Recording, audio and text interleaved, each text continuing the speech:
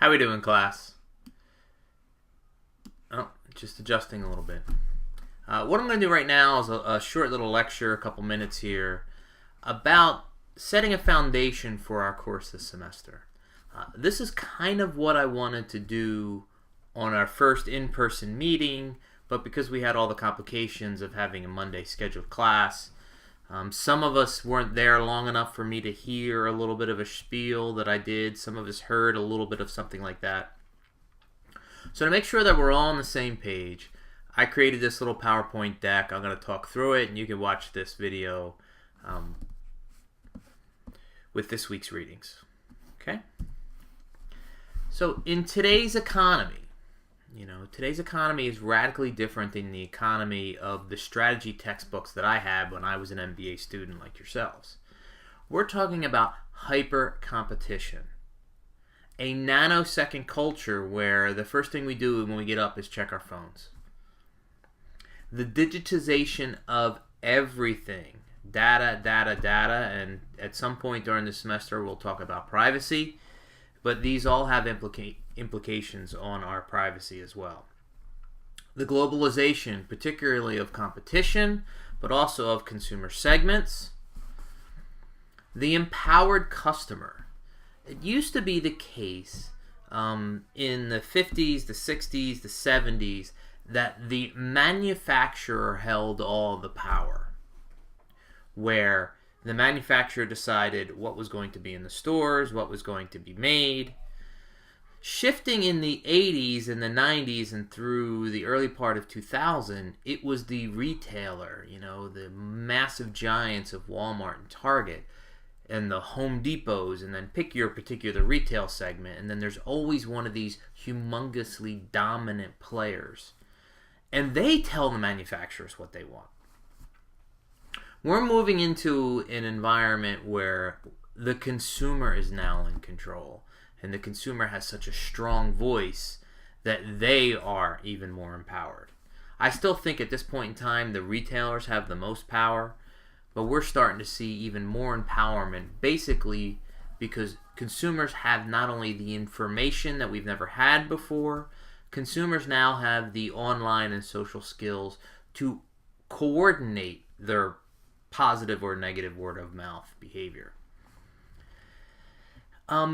This last point is a very, very big deal, even though it's just one point, and it's the decreased effectiveness of traditional mass marketing efforts. There was a time period where marketing was easy. Marketing was nothing more than 90% of your budget was TV ads. And the king of the marketing department was whoever controlled the TV budget. And there was only a couple of channels, and even in the early days of cable, there was only a dozen, maybe 2 dozen, maybe 3 dozen channels. Well, if there's only that small number of channels, there was still a large enough audience for whatever you decided to put your TV ad on. Well, today, we have an entire generation of consumers growing up not watching television. They play video games, they're on the internet, they're on their phones, and even when they do watch television, they rarely, if ever, watch it when it's live. They watch it on demand, they watch it through Netflix.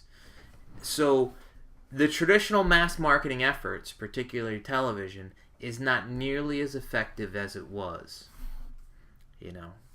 even as 5 or 8 years ago. So we're entering this new economy. The old economy was based on manufacturing, standardization, scale, replication, efficiency, hierarchy. This is the post-World War II economy. The new economy is based on information. And here, with this type of economy, it's all about differentiation. It's all about customization. We're going to do a whole segment on mass customization. It's one of my favorite topics. Personalization. This class, we're talking about segments of one. Networks, particularly social, and speed. The old economy, we had things organized by product units. We had product lines. We focused on profit and profitable transactions. We had a financial scorecard, and the finance individuals at the firm tended to be in the C-suite and particularly the CEO. We focused on shareholders. Marketing does the marketing, and marketing is in some way off room over there, and they do whatever they do. We're building our brands pretty much only through advertising. We focus on acquiring customers because the more customers we have, the better. We never measured satisfaction, and we overpromised, we underdelivered. It was like a sales culture. It was a push culture. It was coming from the supply side, the manufacturing side. The new economy, this is demand side marketing. In the new economy, we're looking at customer segments. We're going to talk about specifically this semester segments of one. We focus on customer lifetime value. Not in our first set of readings, but in the 2 CRM sets of readings, we'll get into this specifically in more depth. Instead of thinking about someone and how much they're worth vis-a-vis their one visit into the store, customer lifetime value looks at that individual about how much they could possibly purchase over their lifetime. So old school selling, old school environment, someone walks into a Chevy dealership, the salesperson sizes them up and says, okay, they're looking at a Camaro, they're worth about, $500 in profit for me today. Where someone who had a customer lifetime value, CLV mentality, would be more like, this individual is 25 years old. They're probably going to buy a new car every 6 to 8 to 9 years. That means they're going to buy X number of cars. This is how much profit this individual is worth to this dealership over their lifetime. In the new economy, we also look at marketing scorecards and a lot of marketing metrics. We focus on stakeholders, not just shareholders. In this world, everyone does the marketing. Hence, the first set of articles, we're going to talk about market orientation. Not marketing orientation, and not the marketing department taking over the firm. It's the entire firm being oriented towards the market. In the new economy, we build brands through behavior. We find out what people want and give it to them. That's my definition of marketing. It has a strong marketing research flavor to it.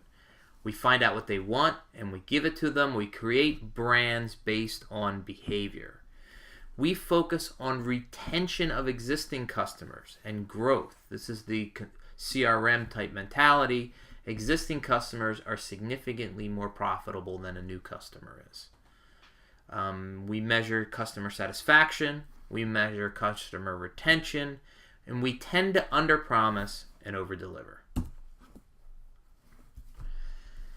More new economy bullets. Nope, same one. Here we go. Some more characteristics of the new economy. Value is shifting from ownership of tangible assets to intangible assets, our digital economy. We tend to be outsourcing asset-intensive activities, particularly manufacturing.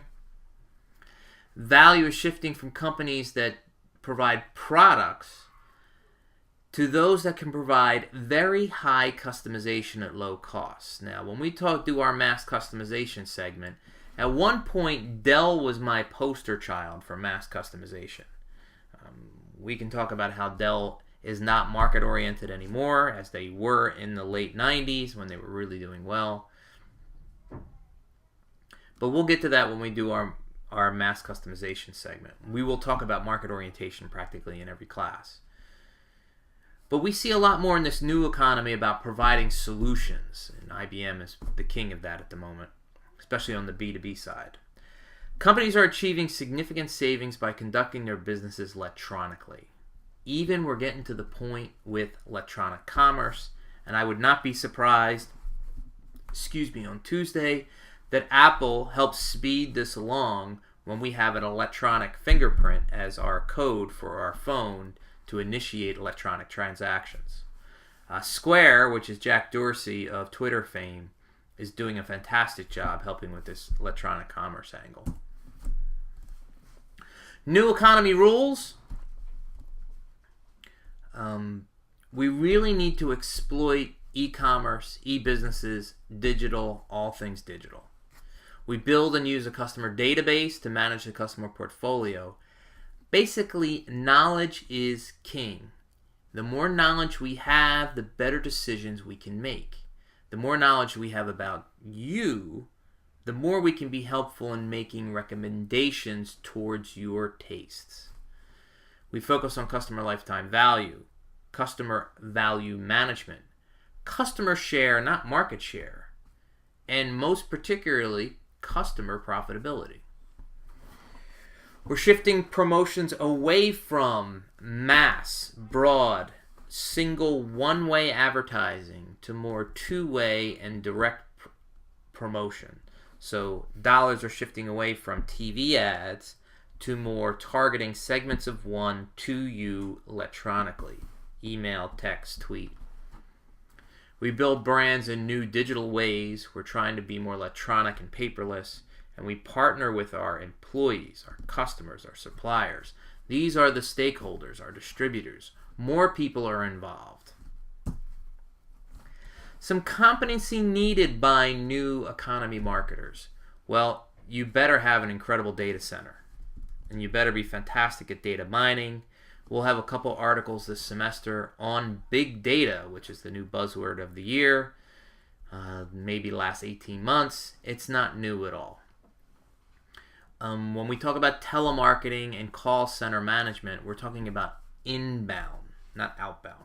Inbound, more of a customer solution, a customer,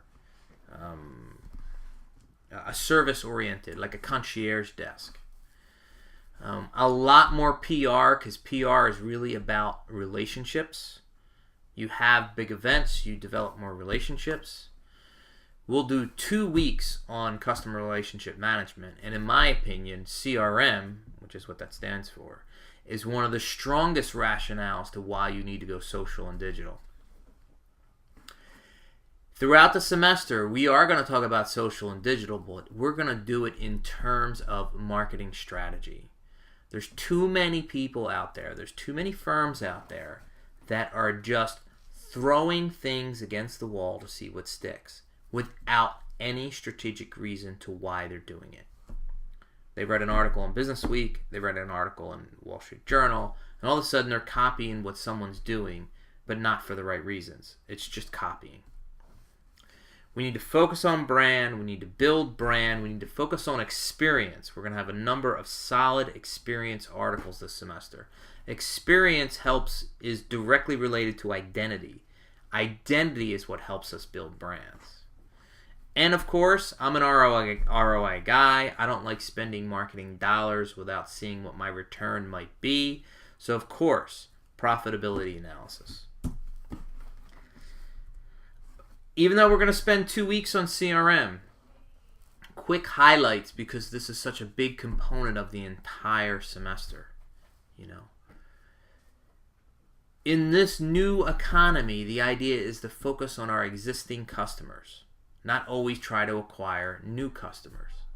Existing customers tend to buy more. Existing customers tend to buy, they do positive word of mouth, pro-social behavior. They bring their friends to a store. New customers are just trying you out. They don't buy as frequently or as much. When we are in a CRM relationship, there tends to be higher margins involved with these customers, because they tend to buy more and they tend to buy more frequently. It's more a symbiotic-like relationship. Okay? Let me hold that for now. We're going to spend a lot of time on CRM this semester. Does every business need CRM? No. No. Even though I'm going to advocate for it greatly.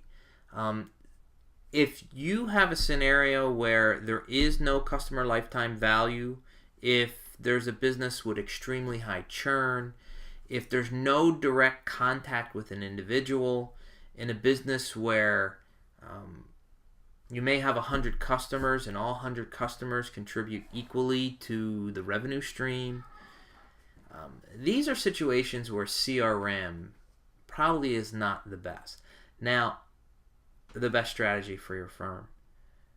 Now, with CRM,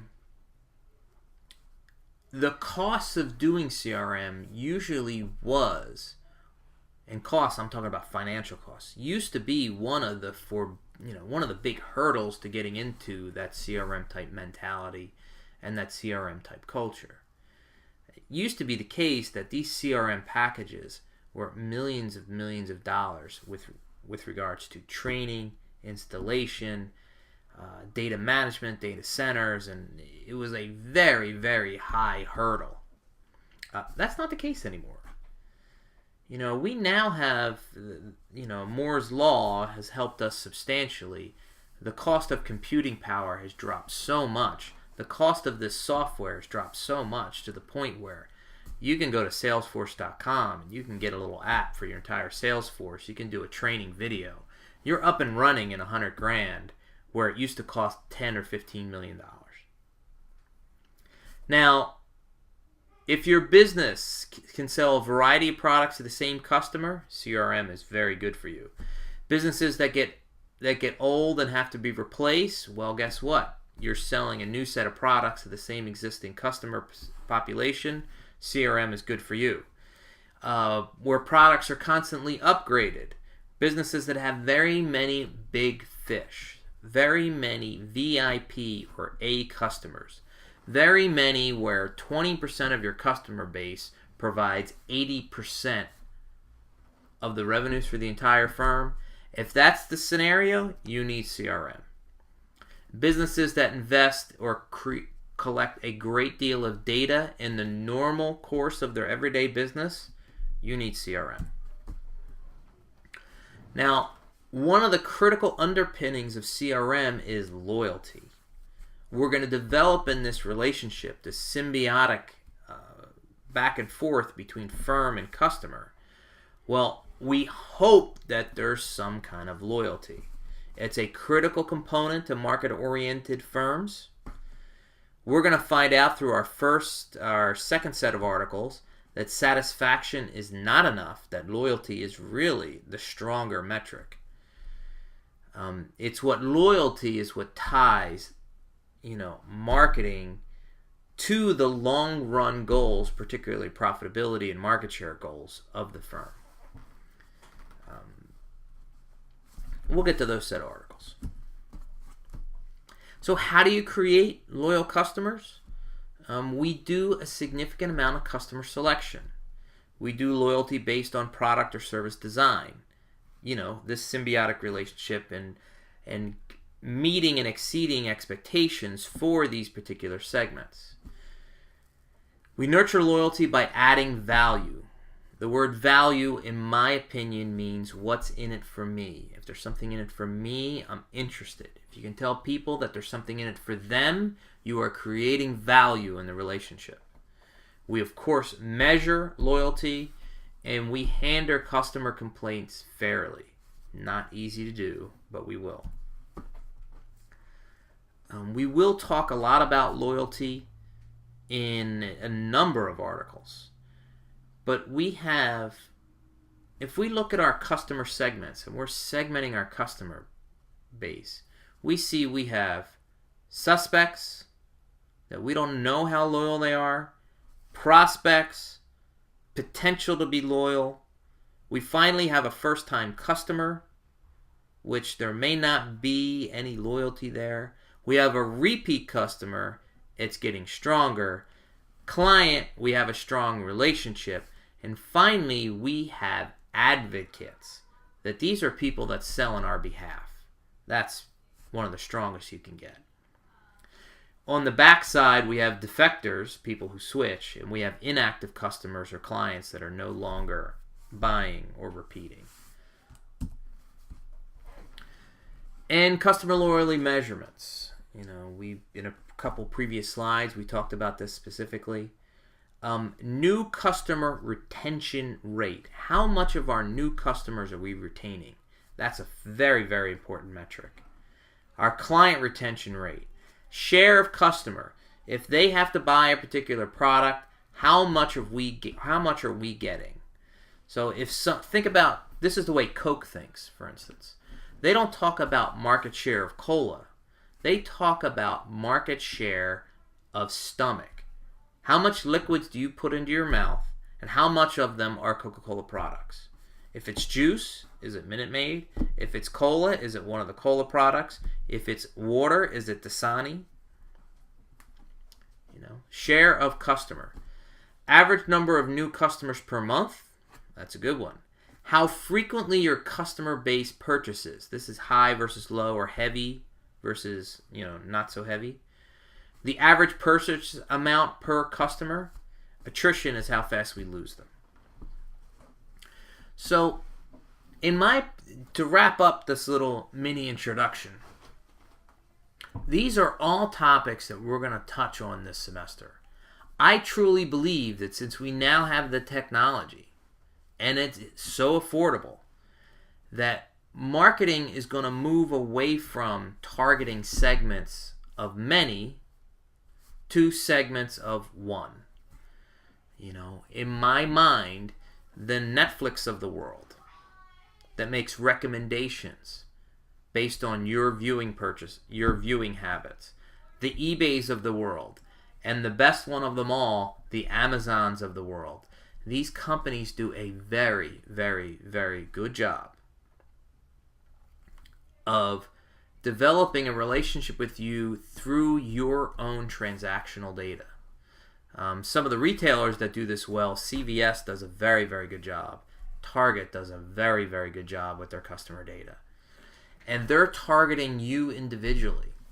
If we think of LL Bean, and LL Bean mails X million number of catalogs out every month, there's no reason why in all these catalogs, they may make different page numbers, they might have heavy users that they get this 80-page catalog. They might have light users that only purchase in the fall, they may get a 40-page catalog. But if LL Bean has 30 million people in their database and they do it digitally, there isn't any reason why they can't have 30 million different digital catalogs forwarded to you. It's what Amazon does to us via email. And that's how I want you to think this semester. And that's the direction where we're headed. So, to close, what am I expecting for next week? Well, you're working with your teams, and on Monday night, your team is going to send me both your nuggets and takeaways, the things you really liked about the first 5 articles, and your questions, i.e., hey, this doesn't make any sense whatsoever. Sometime towards the end of the week, I'm going to read all the team comments, I'm going to read the topic talks, and I'm going to respond back to you in a video similar to what this is towards the end of the week. And that's how we're going to progress through the semester. I know on the syllabus there's a couple of dates where we're going to meet in person. I still have not figured out how we're going to cross that bridge yet. For right now, don't worry about it. It's not until 5 or 6 classes from now I have some time to figure out how I'm going to correct that deficiency.